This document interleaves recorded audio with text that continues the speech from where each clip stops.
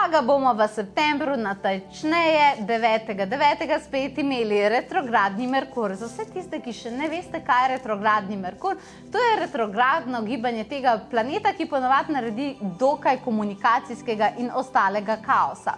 In zaradi tega, ker si tega ne želimo, se bomo tokrat na njega začeli pripravljati že mnogo prej. Oziroma, natančneje 22.8. na spletu organiziram prvič na tak način čudovito tako hipnotično meditacijo rituala, imenuje pa se Kopel z dušo.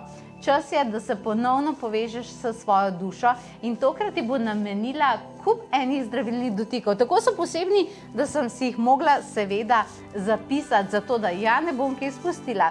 In sicer vaše duše, vsi tisti, ki tole gledajo, vas kličejo z sledečim namenom. Aktivirala se bo, ful bomo delali z žarki, delali bomo z barvami in tako naprej. Najprej bomo aktivirali kopel zelenih žarkov oziroma zelene vode.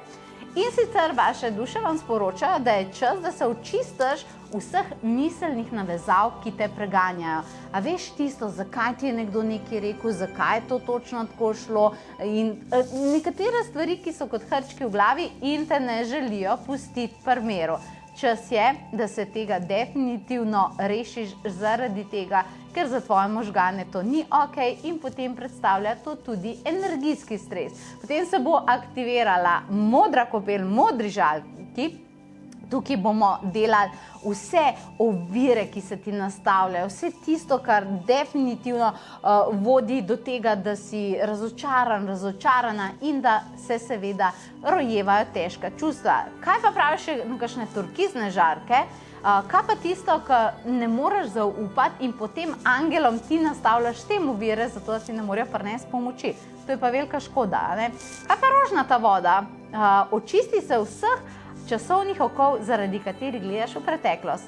Če si ti taka oseba, ki zelo rada gleda v preteklost, namesto da bi gledala naprej, potem je ta meditacija definitivno zate. Potem je čas še za kakšno vijolično vodo, ki očisti jeze in zamere. In še srebrna voda, ki te očisti odnosa do sebe. Če imaš prižganega kakršnega koli notranjega kritika. To je res ena taka razbremenilna meditacija in tvoja duša, če uspe tole narediti, in jaz vem, da ji bo uspel to narediti, potem zagotavlja to, da bo lahko s teboj ponovno komunicirala, da ti bo prinašala lepa sporočila in da ti bo lahko dostavila tisto, kar si ti želiš. Tako, če te tvoja duša kliče, če nujno rabiš to svojo prijateljico, potem se le prijavi. Zate imam tudi posebno darilo. Pustim pa tebi, da na potovanju duše.si preveriš, kaj to je. Vse te veselim.